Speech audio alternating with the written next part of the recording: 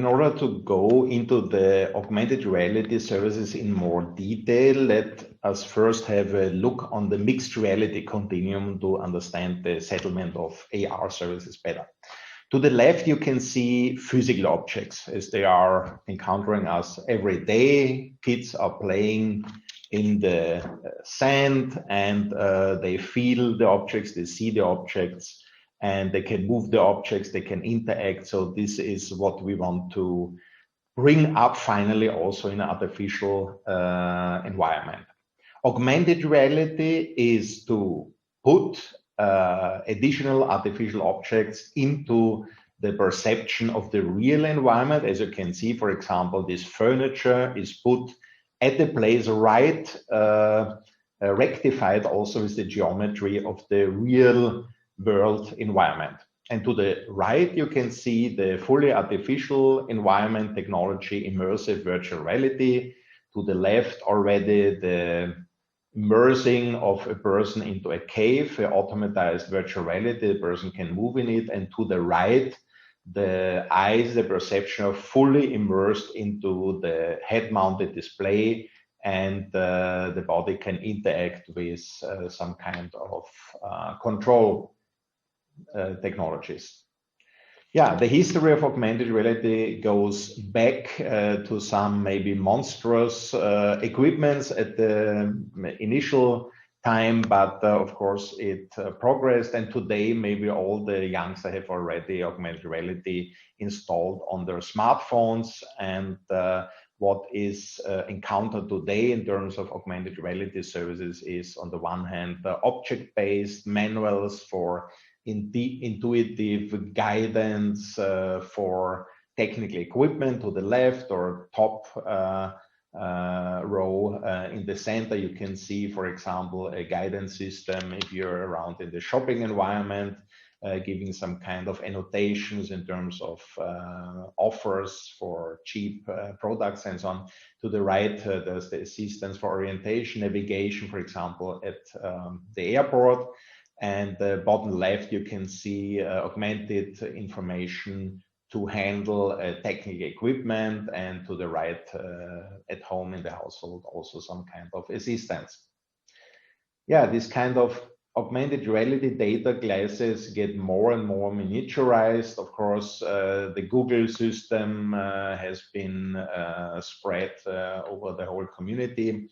And recently, there's also there are components for eye tracking available, as you can see. For example, bottom left, in the Austrian company Viewpoint System, they've developed a system with very lightweight data glasses that can perform eye tracking. At the same time, there's augmented reality service. And bottom center, the HoloLens 2, of course, has equipment with all available tools and integrated into Microsoft environment and so on. And bottom right, maybe a more lightweight version that is also capable to measure 3D information is proposed from Anvil, but not yet available at the market, or soon available. In our national project, AR-Demenz, we have investigated how augmented reality data glasses and also augmented reality services on smartphone and tablet can be made beneficial and usable by a person with dementia. To the left, you can see smartphone and tablet-based services, for example, for remote assistance. A person that is remote can, for example, have a look on the clothes of a person with dementia have problems to select the appropriate clothes, appropriate for the weather, for the day, for opportunities, and the person can watch and can give some kind of assistance. And bottom left, you can see medication, orienting your smartphone towards existing package for pills for medication. And it gives appropriate information, how often or when it should be used, and the purpose and so on. To the right, that is a kind of service that particularly Joanneum research was developed. It's about cognitive games and screening using a Microsoft HoloLens system. And to bottom right, you can see that additional ideas are available for cooking assistance. Now we implemented at our institute the AR Game Tower of London. This is a kind of cognitive assessment that exists, was initially brought up by Shellis in 1982. And basically it's about measurement of executive functions and measuring also the dysfunction and activities of daily living. And it is finally a test of capacity to act according to a plan. You can see top right that to the left there's a kind of start position that is available to the user, and then there's also the display of a target position to the right. And basically there are 3 poles, as you can see. There are only 3 bars of different colors to discriminate them well. And bottom right, you can see our AR game system. There's kind of wireless connectivity between the HoloLens to the right. Initially, we used the HoloLens 1, but nowadays we implemented the software in HoloLens 2. And to the left, you can see that assistants who are nearby, caregivers, they can get the assessment and maybe also on the dashboard the results, how they enroll over time. But what you can see here is now that the HoloLens 1 is attached to a person with dementia, and you can see that it fits well. And basically the person can watch already the augmented reality information. And of course, the system is used for mental activation. You can see here now the gaze point on a pole, for example, and on a bar.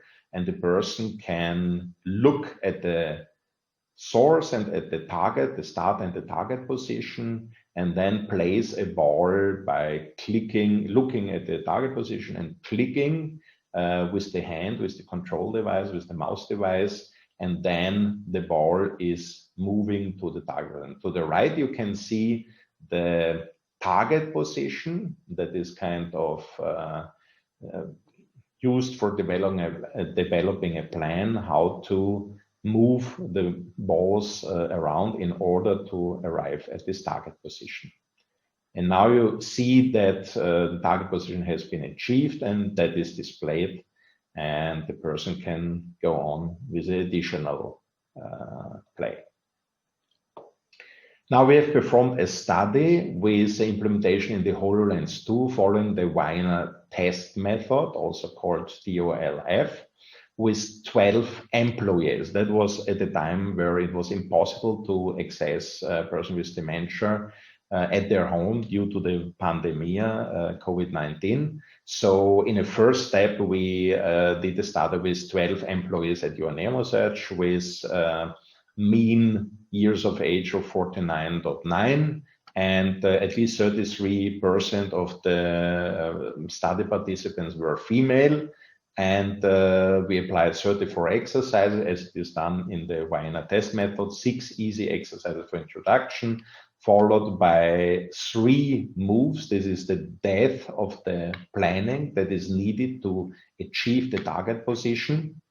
3 moves, 4 moves, and up to 6 moves exercises. This is really difficult because usually a person with dementia, they can do like 3 or 4 move depth of planning. But this is a study that needs some sensitivity for healthy people. So we implemented it according to the Wiener test method up to 6 moves. The duration was on average 13 minutes. And the HoloLens 2 was, of course, equipped as a product with eye tracking for the extraction of cognitive features. That is the software developed and applied from Joanneum Research. And the idea is to evaluate the inhibition, the short-term memory, and other executive function aspects. What you can see here is basically the setting up of the system with augmented reality. So you move the whole configuration onto your desk or wherever you sit down, and then this is a kind of anchor. It's called the anchor then you put it where you want to have it. And this is done by assistant, by a caregiver, for example, a person who knows how to deal with the system. And what we can see here now is the game is started. There's some time to focus on it.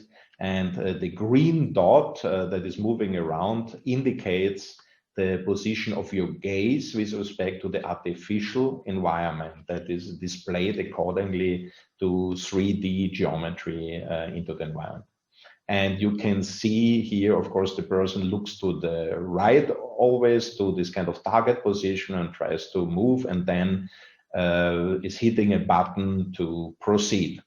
Basically, the person has 1 minute to fulfill every task, every exercise, and what you can see is basically what is computed in real time. You see 2 bars on top of it.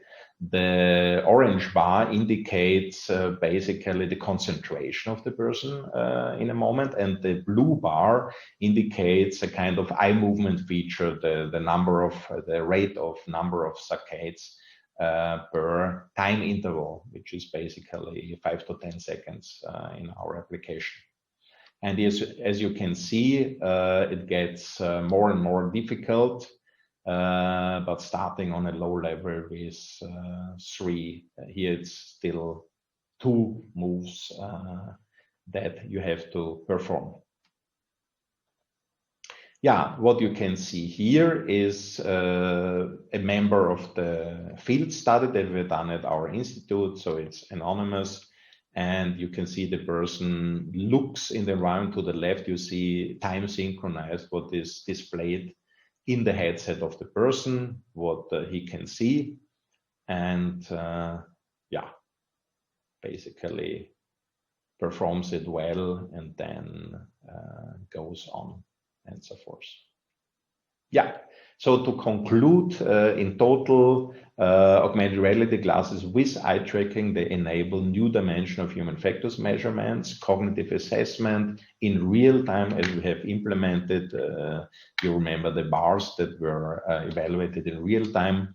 And eye tracking is relevant in this way for cognitive assessment, for example, at the workplace, for rehabilitation, or in general to assess mental health. And it also could be applied in future production environments with intuitive interfaces that include gaze control, speech analysis, speech interfaces, and real-time data services. And that can be realized in cooperation with further experts at our institutes. And we are very happy if you're interested and contact us in this respect. Thank you very much.